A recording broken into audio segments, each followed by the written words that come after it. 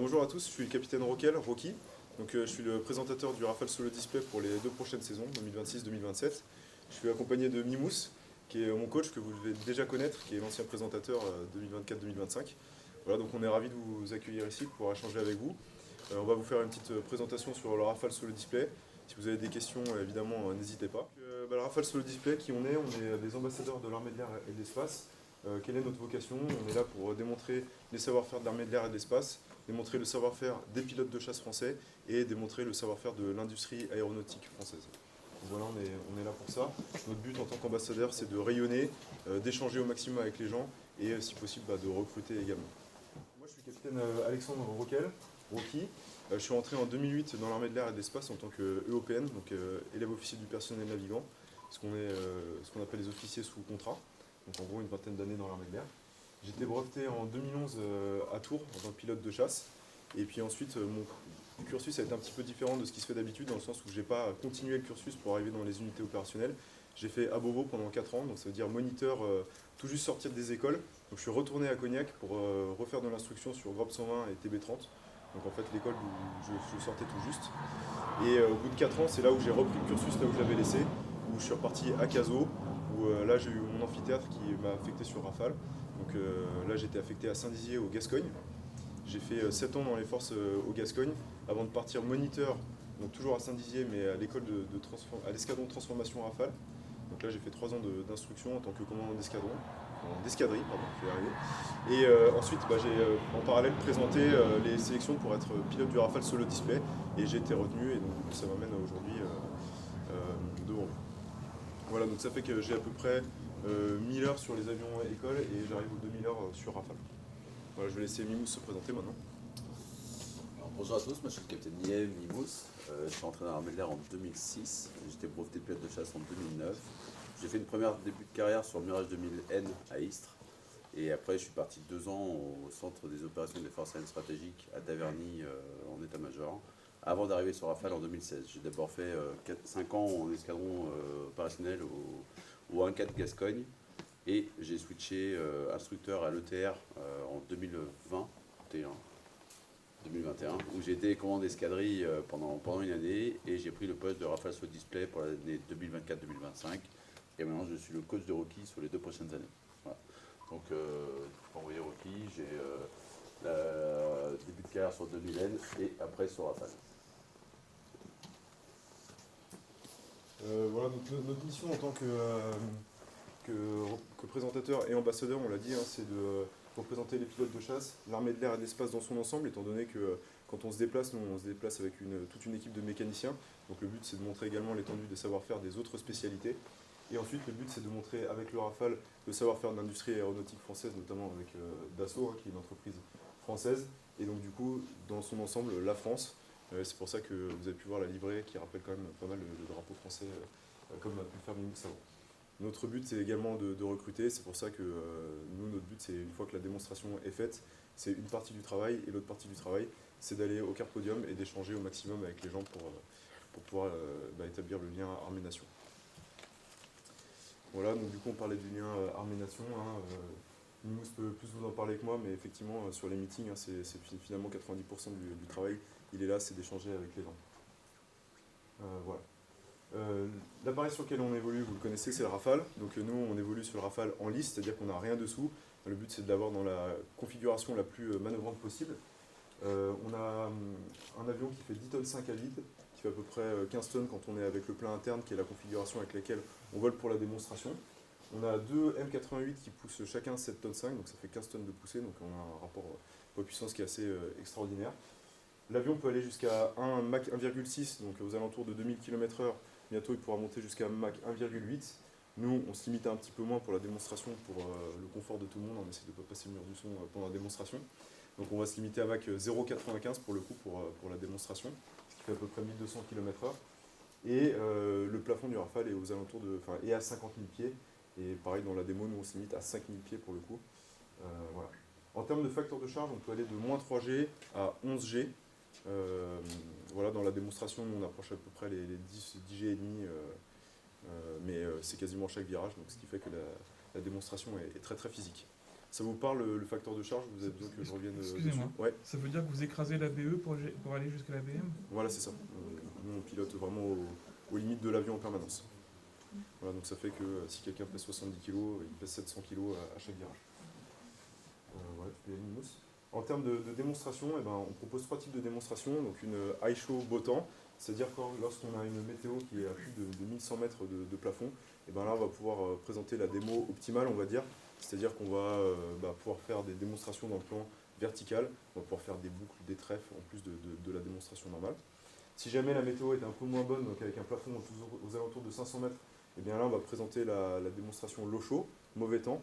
Donc là on va continuer à faire des tonneaux, ce genre de choses, mais par contre on va plus faire du plan vertical pur, on va rester sous les nuages et on va s'adapter pour présenter une démo la plus dynamique quand même possible au public. Et enfin, si jamais il fait vraiment très très moche, on a une super show. Donc là, c'est si on a 250 mètres de plafond, donc ça fait vraiment très très bas. Le but, c'est de mettre le Rafale en l'air et de pouvoir proposer quand même une petite démonstration au public. Mais en revanche, là, on va se limiter, on va pas du tout rentrer dans les nuages, on va pas faire de tonneaux, et le but, c'est juste d'assurer une présence sur les plateaux. On a également une super show coach, c'est-à-dire que moi, je suis le seul pilote qui soit validé pour faire la démonstration devant le public. Mais si jamais je venais être malade ou quoi que ce soit, eh bien Mimous est capable de faire une super show coach. C'est-à-dire qu'il va reprendre un petit peu ce qu'il faisait l'année dernière en démonstration mauvais temps. Et du coup, il va retirer toutes les parties vraiment très techniques avec du pur vertical, des alternances de tonneaux rapides, tonneaux lents. Et il va pouvoir quand même assurer une démonstration. Ça va être également le cas si jamais on nous demande 2 démonstrations dans la journée. Nous, on se limite à une démonstration dans la journée parce que c'est tellement en fait, physique comme vol qu'on se limite à ça. Mais si jamais on nous demandait 2 démonstrations, comme ça peut être le cas au Bourget par exemple, et ben là, le coach va pouvoir faire la deuxième démonstration. Et pourquoi on se limite en fait, c'est principalement parce que j'ai plus l'entraînement pour faire une vraie démo. Donc moi je suis parti sur les démos que je faisais l'année dernière où j'ai enlevé les côtés vraiment techniques et les côtés de points clés. Voilà, on vous parlera tout à l'heure de points clés, des aspects qui pourraient être dangereux si on ne les respecte pas. Moi j'ai plus l'entraînement pour le faire, donc on s'interdit nous-mêmes de faire. Donc la démo elle est un peu allégée, donc elle reste très physique, hein, elle dure toujours 10 minutes. Je prends le même facteur de charge, mais tout ce qui est côté technique et points clés, je l'ai volontairement enlevé parce que j'estime que j'ai plus le niveau pour le faire. Et à savoir que la plupart des meetings sous 1500 pieds, en général le meeting est annulé. Voilà, donc nous on propose toujours de faire voler l'avion parce qu'on a quand même toujours du public qui vient. Donc en général le Rafale vole, mais le meeting en général est bâché sous 1500 pieds de plafond. Et pour vous donner un ordre d'idée du nombre de démos qu'on fait l'un et l'autre, moi en tant que pilote démonstrateur, je fais 3 à 4 démonstrations par semaine. Quand Mimous, il en fait une par mois, sachant que le reste de ses vols, eh bien, ce sont des vols d'instruction au profit de l'ETA. C'est pour ça que ça fait quand même une disparité de nombre d'entraînements qui est assez élevé. En termes de durée de sollicitation, eh bien, le présentateur il va faire 2 ans en tant que présentateur, et ensuite il va passer coach du présentateur suivant pendant ces 2 années à lui. Donc au final, ça va faire un mandat de 4 ans, ce qui fait que c'est quand même un engagement assez important, notamment d'un point de vue familial, hein, parce que forcément à partir de la saison estivale, quand les meetings commencent, eh bien, on est quasiment absent tous les meetings, tous les week-ends. On vous montrera ensuite un planning. Vous écrit quoi, c'est les super shows avant? Ouais, c'est pas sûr. Voilà, donc du coup ici on a un exemple de planning à l'année. Donc sur la première année, sur la partie de janvier à avril, eh bien, en fait, vous avez tous les entraînements qu'on doit faire pour devenir pilote de présentateur. Moi avant j'étais juste pilote de chasse, instructeur en escadron, et j'étais pas du tout pilote de présentation, donc j'étais absolument incapable de faire une démonstration avec de la voltige à basse altitude au profit d'un public. Donc c'est pour ça qu'on a un syllabus d'une trentaine de vols qu'on vous détaillera après, qui vont prendre de janvier à avril. Ensuite, à partir de mai, eh ben, vont commencer tous les meetings. Donc, souvent, les meetings, ça se passe sur 4 jours, c'est-à-dire qu'on part le vendredi, on se met en place, on fait un entraînement sur place pour avoir le droit de faire le meeting. Ensuite, on fait une démonstration le samedi et le dimanche pour le meeting, et on va rentrer le lundi. Voilà, donc on fait ça quasiment tous les week-ends. Ensuite, on a notre mardi, mercredi, souvent en récup, et puis on prépare le jeudi pour le meeting d'après, et on est reparti sur un cycle comme ça. Il y a certains meetings qui se font à l'étranger, et là on va partir encore un jour plus tôt, donc on va partir le jeudi et rentrer le lundi. Et là typiquement cette année on a 5 meetings à l'étranger, dont un salon en Égypte au profit d'Assaut, et là on va partir quasiment 10 jours. Donc ce qui fait qu'en gros vous voyez de mai jusqu'à quasiment mi-octobre, en fait on est pris quasiment tous les week-ends. Sachant que la deuxième année, donc ça c'est le planning type de la première année où il faut vraiment qu'on se transforme en tant que pilote présentateur, La deuxième année, l'hiver, ça va être un peu plus allégé parce qu'on est déjà transformé. Donc là, on va juste se rentraîner pour garder l'entraînement et préparer notre deuxième ruban. Mais ça va être un petit peu plus allégé. Et en revanche, la saison va finir plus tard parce que mi-novembre, il y a le Dubai Air Show qui prend 2 semaines voilà, aux Émirats. On vous a présenté ça en termes task, thread, tactique. C'est un petit peu comme ça qu'on briefe les missions tactiques. Donc on vous parlait des threats avec ce qu'on pilote comme avion, comment ça se passe le planning, la densité. Une autre menace à laquelle on est confronté en tant que pilote de démonstration, c'est l'effet public. C'est quelque chose qui est dur à percevoir et qui dépend un peu des individus. Mais en fait, c'est quand même nouveau pour nous, qui sommes des pilotes de combat, des militaires un petit peu dans l'ombre et dans l'anonymat, de soudainement devenir des pilotes qui sommes en fait, les représentants de l'armée de l'air et une figure publique un peu du jour au lendemain. Donc voilà, l'effet public peut avoir un effet sur nous, dans le sens où on se retrouve tout seul dans notre avion à faire une démonstration, et puis ça peut soit nous inhiber, ou à l'inverse, nous désinhiber, dans le sens où on se dit j'ai envie de faire un truc incroyable, faire plus que d'habitude pour épater ma famille, les gens qui sont présents. Et donc du coup c'est quelque chose pour lequel on se prépare beaucoup. C'est pour ça qu'on a une démonstration qui est toujours la même, dans laquelle on va se préparer avant chaque vol, où on va se mettre dans notre bulle, en gros 1 heure avant le vol, pour vraiment s'isoler et se mentaliser un petit peu comme un sportif de haut niveau. Et c'est pour ça qu'on a un coach avant nous, qui va nous préparer vraiment à tous ces effets qui peuvent être assez néfastes pour la démonstration. Donc, je ne sais pas si tu veux en parler ou... Ouais, c'est quelque chose qu'on a tendance à minimiser sur un meeting, mais c'est vraiment, on le découvre le jour J, sur le lieu du premier meeting. En espérance, pour le coup, elle est propre à chacun, ça peut être une autorité. On fait souvent des démonstrations devant le chef d'état-major de l'armée de l'air, moi j'ai pu le faire devant le président à Versailles. Donc c'est une pression qu'on peut se mettre qui peut être néfaste pour le vol. Voilà. Donc ça c'est quelque chose qu'on apprend et qu'on communique beaucoup entre nous. C'est pour ça qu'on doit bien se connaître pour voir un peu les petits points faibles de l'autre, et c'est un peu le rôle du coach. Et ça peut être aussi la famille qui nous regarde. La première fois où j'ai fait une démo devant mes filles et ma femme, j'ai une pression que j'avais jamais eue, parce que je me disais aujourd'hui il ne faut pas que ça merde, on me regarde. Donc ça c'est quelque chose qui est vraiment propre à chacun, et chacun réagit différemment, mais c'est quelque chose qui peut être très dangereux. Et si je peux enchaîner Mimous, donc on se l'échange entre nous en tant que pilote présentateur, mais on l'échange avec les autres patrouilles. Et typiquement, on a les couteaux Delta qui sont là et qui vont commencer leur phase d'entraînement et qui sont venus à Saint-Dizier se faire briefer par Mimous, qui lui est celui qui a l'expérience de tout ça, pour justement qu'on échange et qu'on les prévienne de ce qui pourra advenir en meeting avec ce fameux effet public. Notre formation après est bien faite. En général, quand on rentre dans le cockpit, on redevient dans ce qu'on sait faire et on ne sort jamais du trait. Voilà, on fait ce qu'on a briefé, on fait ce qu'on a préparé, et nos procédures sont là pour justement nous protéger de tous ces effets extérieurs qui peuvent être négatifs.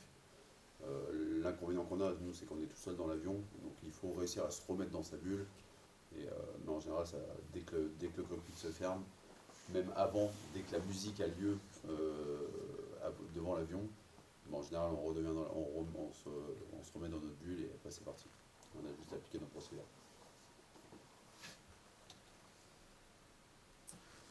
Alors, l'équipe du RSD. L'équipe du RSD, elle se compose forcément du pilote, du coach, comme vous le savez. Ensuite, on a un pool de 50 mécaniciens qui appartiennent aux 3 escadrons de la base de Saint-Dizier, donc 1-4, 2-4 ou 3-4, qui font une prospection entre eux pour qu'on ait un vivier de 50 mécaniciens de différentes spécialités. Donc on a des motoristes, des vecteurs, des avioniques, qu'est-ce qu'il y a d'autre, des pistards, des chefs de ligne, voilà. Et ensuite, parmi ces 50 mécaniciens qui, eux, sont en escadron, donc c'est-à-dire qu'ils partent en OPEX, ils font des exercices nucléaires, des exercices conventionnels, etc. Et bien en fait, ils vont venir entre 6 et 8 sur chaque meeting, et ils vont tourner entre eux, ce qui fait qu'en gros, chaque mécanicien va faire 4-5 meetings dans la saison, quand nous, évidemment, pilote et coach, on fait tous les meetings. Et donc du coup, le but, c'est d'avoir systématiquement une petite équipe qui se déplace avec un mécanicien de chaque spécialité pour être le plus autonome, plus petit format possible, mais tout en étant le plus performant possible. Ce qui fait que dès qu'il y a une panne, le but c'est de réparer au plus vite pour que l'avion soit disponible pour faire la démonstration le jour du meeting. Voilà. En plus de ça, on est suivi par un coach sportif. Alors c'est principalement pendant la saison hivernale. Comme on vous l'a expliqué, la démonstration c'est un vol qui est extrêmement physique et extrêmement différent de ce qu'on fait au quotidien quand on est pilote de chasse. Donc on va avoir un coach qui va nous suivre pour nous préparer à la fois musculairement, à la fois au niveau cardio, parce que vous allez voir tout à l'heure, on va vous montrer des vidéos et vous allez pouvoir vous rendre compte de l'effort que c'est en termes de rythme cardio, vu qu'on fait énormément de nos manœuvres anti-G en apnée. Donc c'est un effort qui est très très particulier. Et à partir du moment où en revanche la saison va commencer, là il va être moins présent, il va peut-être pouvoir venir sur des gros salons où on va rester une dizaine de jours pour nous accompagner. Et justement le but va être qu'il nous préserve sur l'intégralité de la saison, parce que vous avez vu c'est quand même assez long, du mois de mai jusqu'au mois d'octobre. Voilà, on a également des officiers relations publiques, on en a avec nous aujourd'hui, qui vont nous accompagner sur certains meetings, le but étant de faire au maximum de communication auprès du grand public. Maintenant, les réseaux sociaux, hein, c'est le nerf de la guerre, donc on est obligé de communiquer là-dessus. Nous, en tant que pilote et coach, on est tellement pris entre la démonstration et les échanges avec le public qu'on n'a pas le temps d'en plus faire des montages vidéo ou de poster des choses sur Facebook ou Instagram. Donc c'est pour ça qu'on est accompagné d'officiers relations publiques. L'organisation, tu veux en parler toi, Linus, parce que ça te concerne un peu plus? L'organisation, elle est très bien ficelée au RSD, dans le sens où le pilote ne fait que piloter. Voilà. Son rôle à lui, c'est de piloter, donc tout le reste, c'est pas lui à gérer. Une fois qu'il a fait sa démonstration, là, il va pouvoir faire de la communication et pouvoir parler au public, parce que c'est aussi pour ça qu'on est là, c'est de recruter en France notamment. Donc une fois qu'il a piloté, il fait de la communication. En dehors de ça, c'est toute l'équipe qui gère le reste, tout ce qui est logistique, tout ce qui est préparation, tout ce qui est organisation, tout ce qui est hôtellerie. En fait, le coach est le chef de toute l'équipe, que ce soit le pilote, mais aussi de l'ensemble des mécaniciens. Et tout est mis en œuvre pour que le pilote n'ait à s'occuper de rien, si ce n'est de son vol. Voilà. Donc ça, c'est quelque chose qui marche très bien. Quand on a parlé tout à l'heure de l'effet public, mais ça fait partie aussi de ça, le fait d'avoir une ressource cognitive qui est libérée en dehors de la démo, lui, ça lui permet de se concentrer vraiment que sur son vol et de rien faire d'autre. Voilà. Toute la pression, que ce soit la pression médiatique, que ce soit la pression des organisateurs qui veulent absolument qu'on décolle à telle heure, qui veulent absolument qu'on fasse le vol alors qu'il ne fait pas beau, ça c'est le coach qui la prend, il donne les informations que le pilote a besoin d'avoir, mais tout le reste c'est le coach qui absorbe la pression pour que le pilote puisse être libéré et de faire que piloter. L'ensemble de nos mécaniciens, ils sont là aussi pour gérer tout ce qui est côté logistique. Ils ont leur côté technique, où ils réparent l'avion, ils mettent en œuvre les avions, mais ils gèrent aussi tout ce qui est hôtellerie, tout ce qui est voiture de location, tout ce qui est horaire des repas et tout ça. Donc eux, c'est à leur charge. Ils donnent les informations au coach, qui le coach donne les informations que le pilote a besoin pour faire sa demande. Voilà. Donc ce système-là fait que, en fait, la seule raison de ce système-là, c'est d'assurer la sécurité des vols pour que le pilote ne fasse que piloter. Voilà. Et c'est quelque chose qui marche très bien. Ça fait depuis 2009 que ça marche comme ça. On a de la chance parce qu'on est l'une des seules équipes, en tout cas à ma connaissance en Europe, qui travaille comme ça avec un système de pilote, de coach et de mécaniciens. Et on est très envié des autres pilotes présentateurs dans le sens où nous, on a une vraie équipe qui nous permet de faire notre mission correctement. Alors pour ce qui est de la sélection pour devenir pilote présentateur, eh bien ça se fait principalement sur volontariat, c'est-à-dire qu'on change tous les 2 ans, donc avant que le mandat du précédent se termine, il y a une sélection, une prospection qui tombe demandant s'il y a des gens qui sont fanats pour faire pilote présentateur. Les conditions à réunir, c'est d'être pilote de Rafale évidemment, d'avoir 1500 heures de vol, dont 500 heures de Rafale, et d'être chef de patrouille qui est la qualification la plus élevée qu'on puisse avoir en tant que pilote de chasse. Hormis ça, en fait, c'est principalement sur notre motivation, notre volontariat qu'on va être recruté, parce qu'on sait que justement c'est très engageant d'un point de vue physique, mais également d'un point de vue planning familial, comme on vous l'a expliqué précédemment. Et donc du coup, le choix du pilote va se faire en gros par cooptation, c'est-à-dire que on va faire une journée de sélection où on va faire un entretien et les pilotes du coup qui vont être en sélection vont exposer leurs arguments en disant pourquoi ils ont envie d'être sélectionnés. Et on va faire ça devant l'ancien pilote et l'ancien coach, devant le chef de l'ETR et le second, qui vont un peu discuter en disant voilà ce qu'ils ont pensé de chacun des candidats. Mais à la fin, la sélection va revenir principalement à l'ancien pilote présentateur, parce qu'en fait on va être un binôme qui va évoluer ensemble, et il faut que ce binôme fonctionne. En fait, si jamais il y a des tensions entre nous, alors qu'on va faire quasiment 6 mois de l'année ensemble, avec tous les week-ends ensemble, si ça ne marche pas entre nous, ça ne pourra pas marcher dans la saison. Donc voilà, c'est principalement de la cooptation et le but c'est que le binôme marche. Et qu'est-ce qui vous a porté à être volontaire? Moi, c'est ambassadeur, c'était un peu un rêve d'enfant, on va dire, et donc du coup, j'ai pu venir en meeting avec eux. Moi, la Patrouille de France, le RSD m'ont toujours fait rêver. Et après, je les ai suivis en meeting. J'étais venu avec Chous et Bubu à l'époque. Et de voir la façon dont ils pouvaient piloter l'avion, déjà, voir la démonstration en elle-même, ça m'a séduit. Et ensuite, j'ai vu comment ça fonctionnait justement avec cette petite équipe de mécaniciens qui était hyper familiale. J'ai trouvé que c'était une petite mécanique qui était vraiment très très au contact du public. Et en fait, moi, tout cet ensemble m'a vraiment séduit. Et puis, il faut voir qu'ambassadeur, c'est un petit peu une récompense pour un pilote sous contrat. Et en fin de carrière, finir là-dessus, c'est quand même une petite cerise sur le gâteau. Donc voilà, c'est tout ça qui m'a donné envie de faire pilote présentateur. Il y a combien de candidats? Ça En dépend moyenne des années. Ça dépend des années. Mimous, il a fait 2 sélections. La première fois, ils étaient 3. La deuxième fois, ils étaient 2. Nous, là, on était 2 quand on s'est présenté. Voilà. On a de moins en moins de candidats parce que je pense que les opérations, les escadrons hop, c'est très très engageant.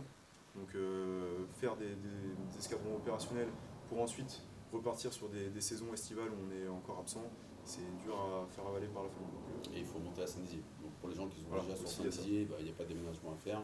Pour les pilotes de Rafale qui sont de Marsan ou d'Orange, il faut déménager la famille à Saint-Dizier pour repartir sur un rythme quand même qui est soutenu pour la famille.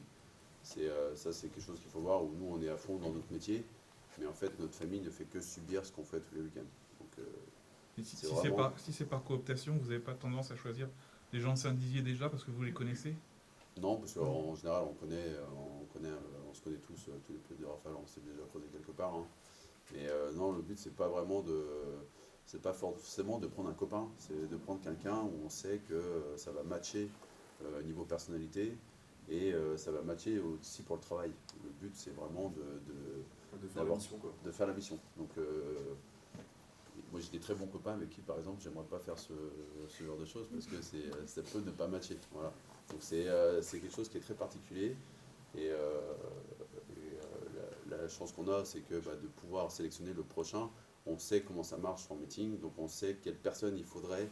Alors, on ne recherche pas des copier-coller non plus, hein, mais on sait quelle personne peut être adaptée à ce genre de profil. Donc vous avez un droit de veto? Oui, l'ancien pilote présentateur a un carton rouge, un droit de veto sur certaines personnes.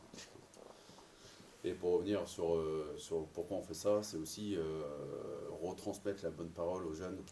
Moi, personnellement, je suis rentré dans l'armée de l'air grâce à un meeting, en ayant parlé à un pilote sur un meeting. Ça, c'est la cerise sur le gâteau, c'est de retransmettre notre savoir, notre passion à des gens qui seraient éventuellement intéressés ou à faire découvrir ce métier-là aux jeunes.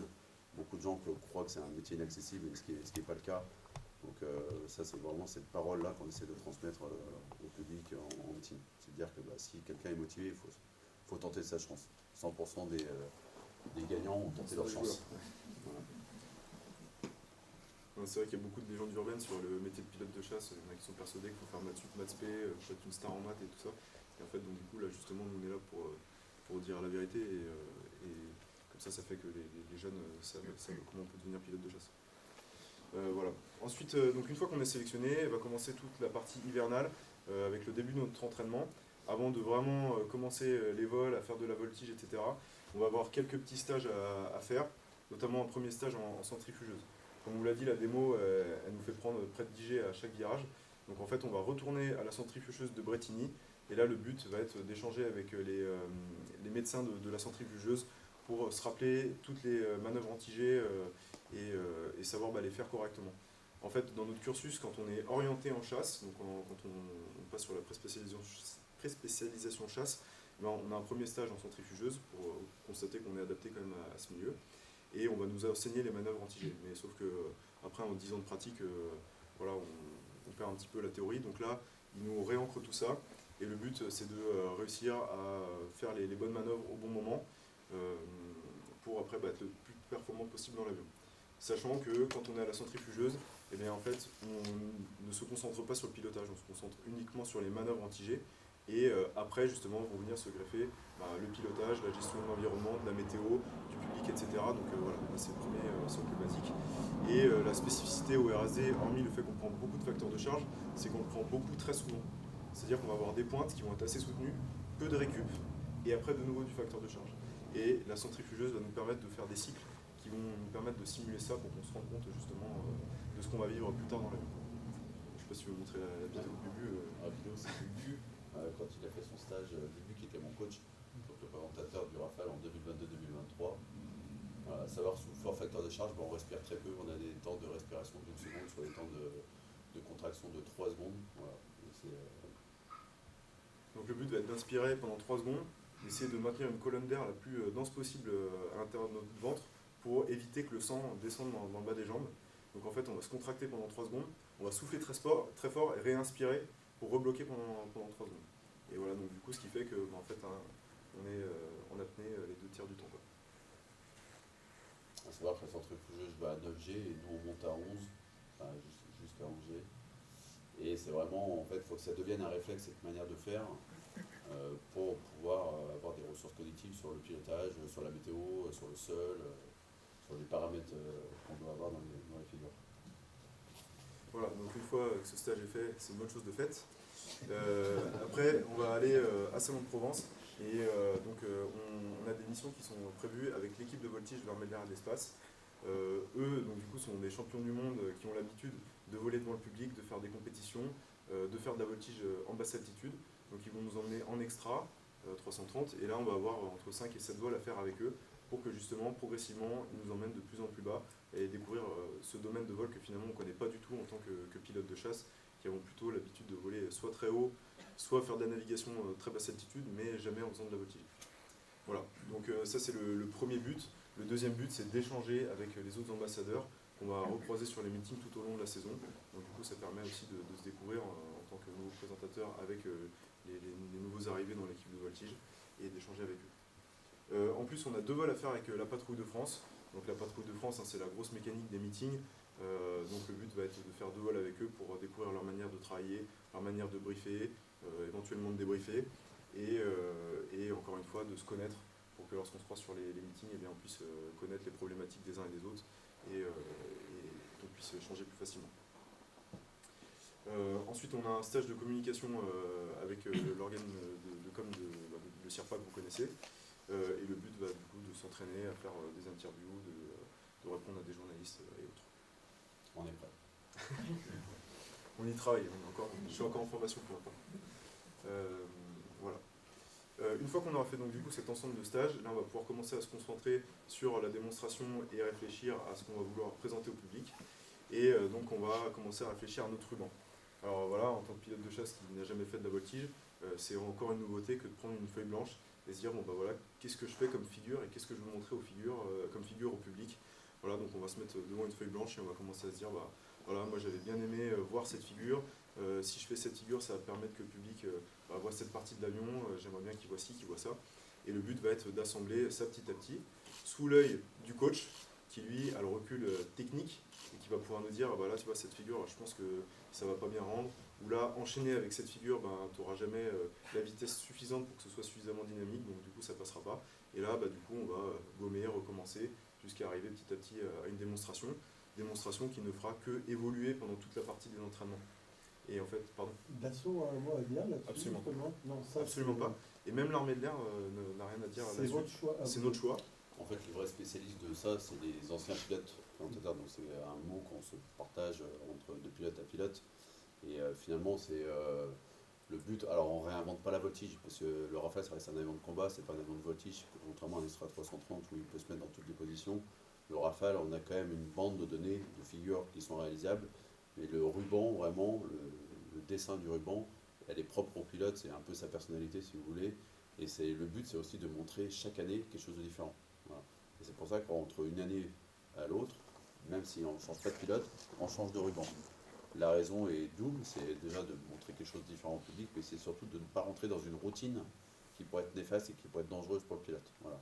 Il faut sans cesse se renouveler, sans cesse présenter autre chose pour se réadapter. Alors, il y a des manœuvres en signature. La seule signature, je dirais, c'est le poser sur retournement. Parce qu'on est les seuls à le faire et qu'on n'a pas trouvé de meilleur moyen de se poser. Voilà. Mais on a été copié plusieurs fois, mais jamais égalé sur cette manœuvre-là. Donc c'est quelque chose qu'on garde parce qu'on n'a pas réussi à trouver à l'heure actuelle une meilleure figure pour pouvoir se poser. Donc ça, c'est quelque chose qu'on a gardé de pilote à pilote. Après, le square dance, je sais que moi je le faisais, Bubu le faisait pas. Moi, je l'ai fait. Rocky l'a repris. Mais ça, c'est vraiment propre à chaque pilote. Parce On que est tous là devant notre feuille blanche à se dire qu'est-ce que j'aimerais voir dans la. ça, c'est Dassault qui le voulait à la base, le Square Dance. Oui, c'est un pilote Voilà. présentateur qui l'a créé, mais Oui. après, rien ne nous empêche de. C'est pas Dassault qui le voulait, c'est le pilote de Dassault Voilà, qui qui l'a l'a créé. Oui, mais ça permettait de montrer certaines qualités des commandes de vol que Ouais, certains tout à fait, autres ouais, avions n'avaient pas. Mais là, elle est propre. Le ruban est vraiment propre au pilote. Voilà. Et comme on a dit tout à l'heure, c'est vraiment le coach est là aussi pour conseiller techniquement et visuellement. Le but, c'est de montrer la pleine performance de l'avion. Voilà. Et le coach a ce recul-là de se dire ce qui est le mieux pour montrer la pleine performance de l'avion, c'est peut-être d'enchaîner les figures de cette manière. Mais vraiment, à la base, c'est quand même le pilote qui choisit son ruban. Et vous expliquez les raisons pour lesquelles on change tous les ans, mais à l'extrême inverse, on pourrait ne pas changer. On pourrait faire tous les ans la même démo, il n'y a personne qui nous impose rien, Comme les Blue Angels. par exemple. Et du coup, d'où vient votre inspiration d'où est venue votre inspiration en l'occurrence Du coup, c'est de ce que j'ai vu des démonstrations précédentes. Il y a certaines choses que j'ai bien aimé voir, certains aspects, certaines figures. Et après, à l'inverse, j'ai voulu changer parfois certains enchaînements. Il y avait parfois, les précédents faisaient passage lent puis rapide, et puis moi j'ai voulu faire l'inverse parce que je me suis dit pourquoi on pourrait ne pas faire l'inverse. Voilà, il y a certaines figures où je me suis dit, j'imagine qu'avec l'avion peint, comme ça je pourrais montrer ce côté de l'avion. À l'inverse, cette figure permettrait de montrer l'autre côté de l'avion. Et voilà, donc c'est petit à petit. Mais comme disait Mimous, voilà, l'étendue des figures n'est pas infinie, quoi, hein. On a un avion de chasse, c'est pas un avion de voltige, donc on est forcément un peu limité. C'est vraiment l'assemblage qui va faire la différence. Et on nous demande souvent, c'est également le pilote qui choisit sa livrée, dans le sens où on a une grande idée, et ensuite on va échanger avec un peintre de l'air qui lui va mettre sur papier ce que nous on avait, la grande idée qu'on avait imaginée. Voilà, donc du coup je pense que vous avez pu voir, c'était sur les réseaux la livrée de cette année. Et voilà. Et bien sûr que ce soit le ruban ou la livrée, c'est l'état-major qui valide.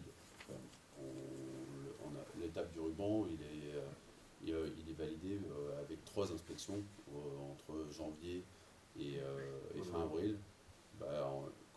Le but c'est de montrer ce qu'on va faire et une fois que c'est validé, on a tout le droit de la changer. Voilà. La livrée, elle est validée par chef d'état-major de la Mulder. Le On ruban, il est propose validé en l'air. Oui, voilà, tout à fait.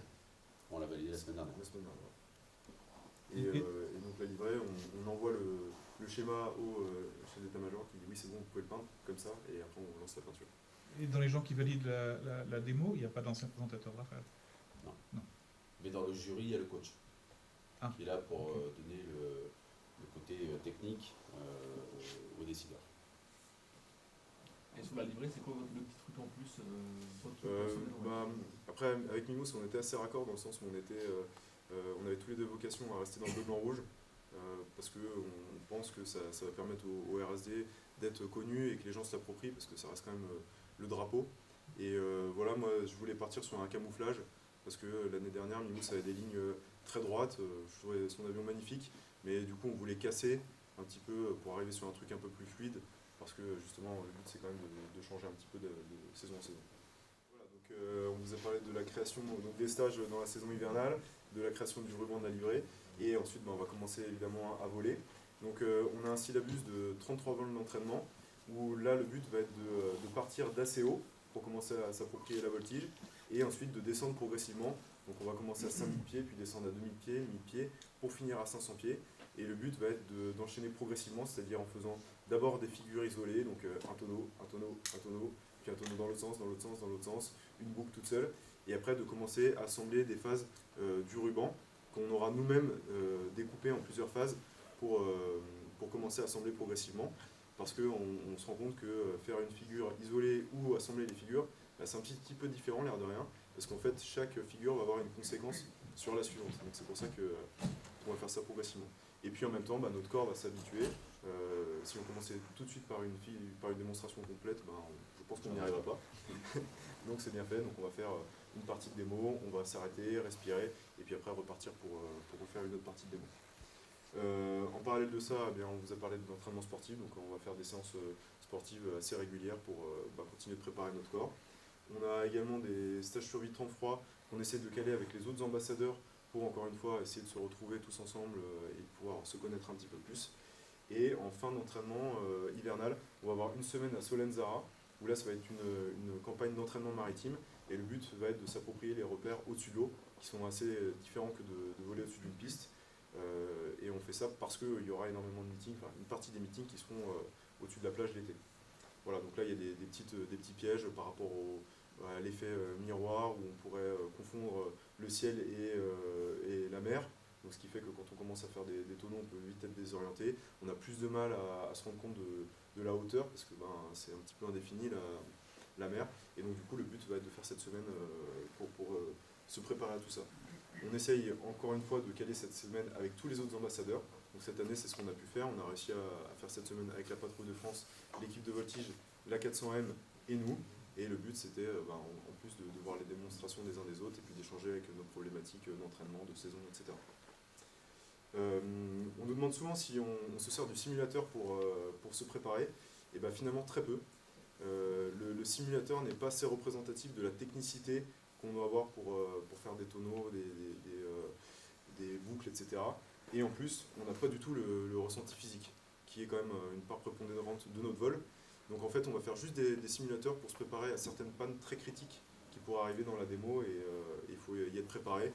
Typiquement, si on avait une panne moteur alors qu'on est à 100 nœuds sur un passage lent, tout de suite il faut savoir réagir pour laisser respirer l'avion, s'écarter du public. Voilà. Donc, ça c'est l'enseignement du crash du F-18 Non. au Canada? c'est notre enseignement à Ça a nous. toujours été chez nous. En fait, c'est le mindset de l'armée de l'air, on s'entraîne toujours au simulateur à avoir des pannes critiques au pire moment. Le but c'est d'avoir une action réflexe, d'agir très rapidement, parce que là on n'a vraiment pas le temps de réfléchir dans un certain moment. Donc on s'entraîne pour ça au simulateur, d'avoir des pannes très critiques au pire moment, pour voir comment on peut réagir. Le but c'est de sauvegarder le pilote, mais d'abord de sauvegarder le public. D'accord ? Donc c'est mettre l'avion à l'opposé du public et après traiter la panne si panne il y a. Moi en titre d'exemple, sur un meeting j'ai eu un voyant feu d'un moteur pendant ma boucle lente à 100 nœuds. Voilà, donc là j'ai eu le réflexe que j'ai eu au simulateur, c'est que j'ai remisé à plat le public dans le dos, j'ai coupé le moteur et je me suis posé. Voilà. Mais au final c'est tout ce que j'avais appris au simulateur. Et ça c'est le mindset de l'armée de l'air dans l'ensemble, sur tous les avions. Et c'était vraiment un feu? Non, c'est un problème de voyant, de capteur.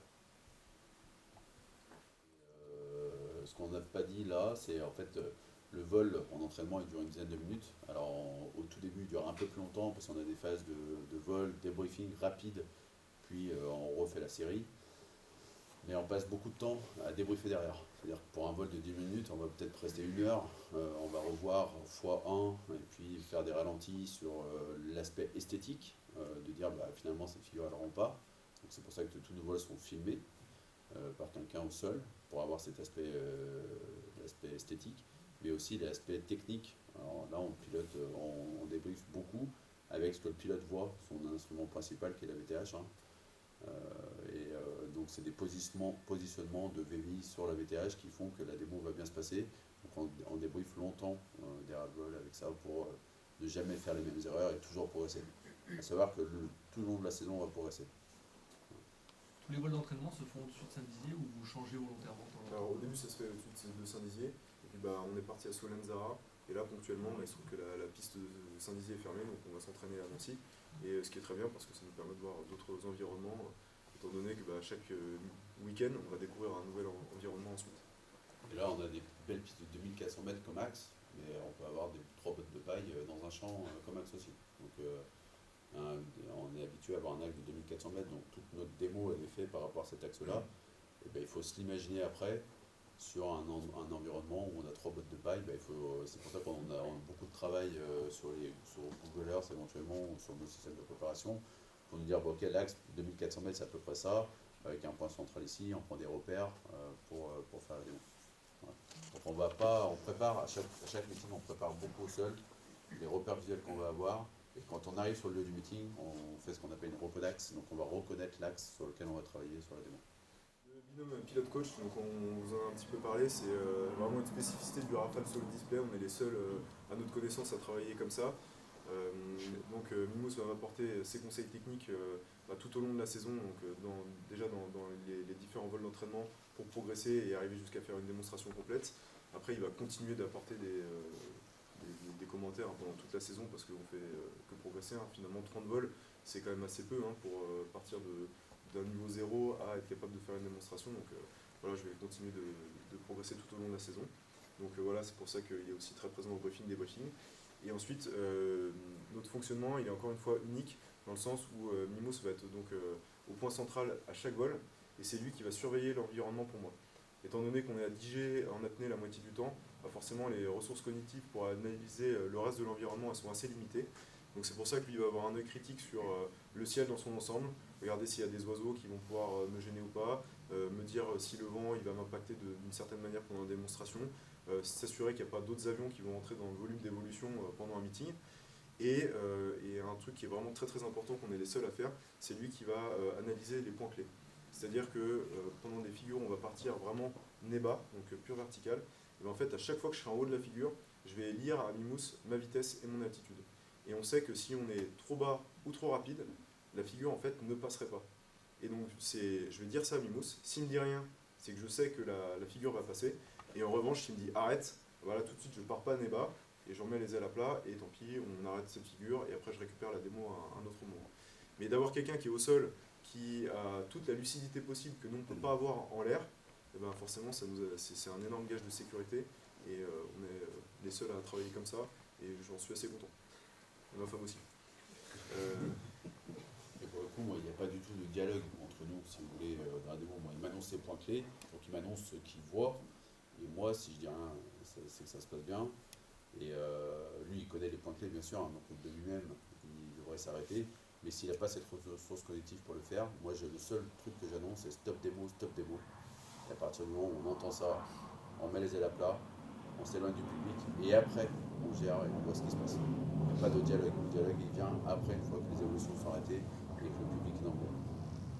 Voilà, une fois qu'on a terminé toute notre saison hivernale, qu'on a été validé par l'inspection qui nous autorise à faire la démonstration pour laquelle on s'est entraîné sur les meetings, et ben, on va commencer la saison estivale.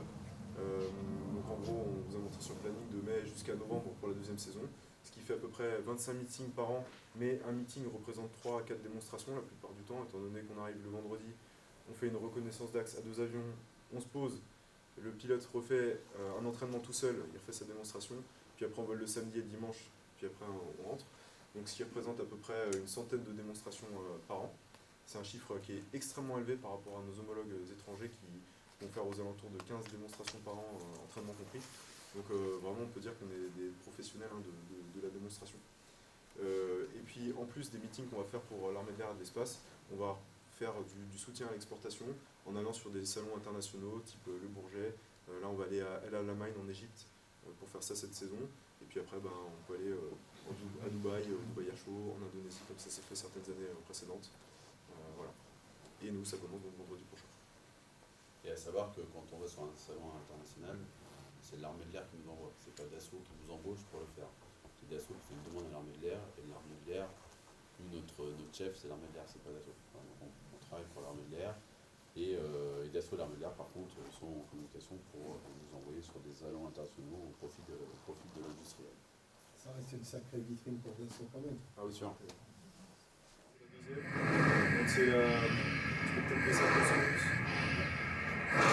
Alors ici vous avez la vitesse en nœud, donc à peu près x2 pour les km/h. Ici vous avez l'altimètre. Et ensuite ici vous avez le facteur de charge. Donc quand on est à 1, on passe une fois notre poids et puis après vous allez voir que ça monte un petit peu.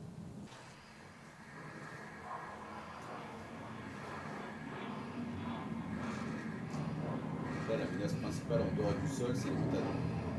Vous allez voir qu'à chaque virage, il y a une énorme montagne qui est face à l'avion, donc ça fait quand même un petit peu drôle. Donc toujours en étant sous facteur de charge, donc là vous voyez il est quasiment à 9 G. En respirant, ça tourne et il y a le sol. Cognitivement, ça fait beaucoup de choses à gérer.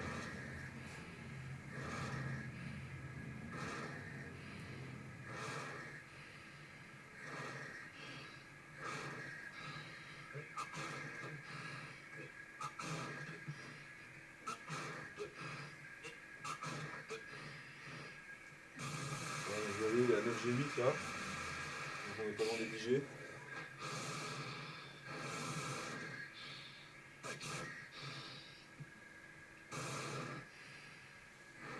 Et sachant que ça peut être des démonstrations qui sont un peu moins physiques dans ces cas-là, parce que vu qu'il y a le relief qui est tellement proche, en fait il ne peut pas systématiquement retrouver la vitesse qu'il aurait voulu avoir, donc il est obligé de virer, ce qui fait qu'il est un peu en sous-énergie par rapport à une démonstration nominale.